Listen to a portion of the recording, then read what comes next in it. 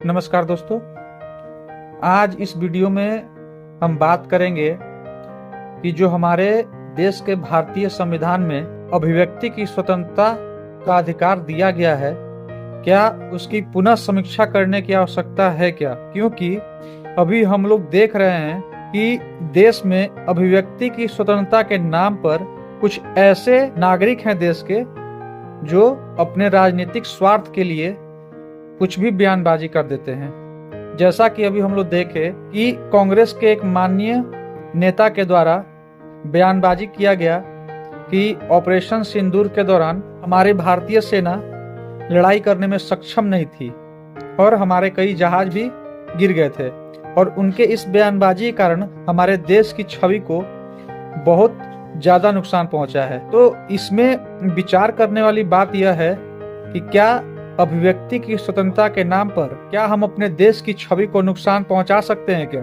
जबकि भारतीय संविधान में जो पहला संशोधन किया गया था उसमें अभिव्यक्ति की स्वतंत्रता को प्रतिबंधित करने के लिए एक बिंदु शामिल किया गया था, राज्य की सुरक्षा।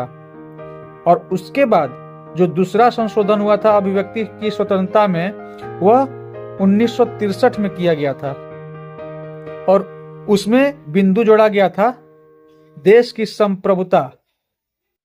इस आधार पर अभिव्यक्ति की स्वतंत्रता को प्रतिबंधित करने का प्रयास किया गया था, क्योंकि 1960 के दशक में अलगाववादी ताकतें ज्यादा बढ़ गई थी। तो क्या हम यह समझें कि संशोधनों के बावजूद भी अगर हमारे देश के नागरिक देश की छवि को नुकसान पहुंचाने के लिए बयानबाजी कर रहे हैं, तो क्या यह समझा जाए कि वह सिस्टम से ऊपर हैं, या यह समझा जाए कि वह सिस्टम को खुलेआम चैलेंज कर रहे हैं कि कोई उनका कुछ नहीं बिगाड़ सकता, उनके मन में जो आएगा वो बोलेंगे और देश की छवि को नुकसान पहुंचाएंगे। जबकि हमारे देश में एक राष्ट्रवादी सरकार है और इतना सुनने के बावजूद भी यह सरकार चुप क्यों है? क्या उन्हें ज्ञात नहीं है कि यह बयान दिया गया है, या वह जानबूझकर चुप हैं?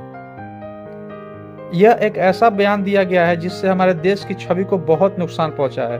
कम से कम उन माननीय नेताजी को यह सोचना चाहिए था कि वह इस देश के नागरिक हैं। तो मेरा आग्रह यह है सरकार से कि क्या अभिव्यक्ति की स्वतंत्रता का जो अधिकार है उसकी पुनः समीक्षा करने की आवश्यकता है क्या?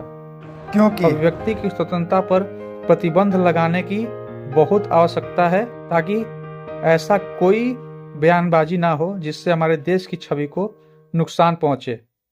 इस वीडियो को ज़्यादा से ज़्यादा शेयर करिए ताकि सरकार के संज्ञान में आ सके।